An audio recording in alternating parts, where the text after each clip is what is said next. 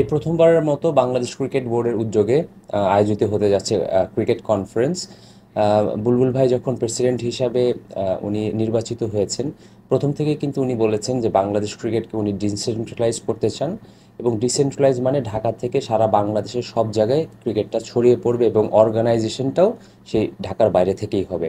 তো সেই ডিসেন্ট্রালাইজেশনটা কি, এটা কেন হবে, কী জন্য প্রয়োজন, এবং আমাদের বিভিন্ন জেলার যারা ক্রিকেটের স্টেক হোল্ডার তারা কি চ্যালেঞ্জ ফেস করছেন, এবং তাদের তাদের যদি কোনো সাজেশন থেকে থাকে, সেই সব কিছু একসাথে কেটার করার উদ্দেশ্যেই কিন্তু এই ক্রিকেট কনফারেন্সটা আয়োজন করা হচ্ছে।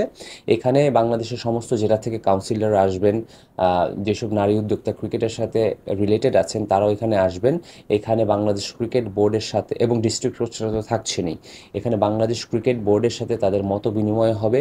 আমরা তাদের কথা শুনবো, তাদের চ্যালেঞ্জ, তাদের চাওয়া, তাদের পাওয়া, তারা কিভাবে এই কাজটা আমরা আরও বাংলাদেশ ক্রিকেট বোর্ড সুন্দর করে করতে পারে, তাদের কাছ থেকে আমরা শুনবো।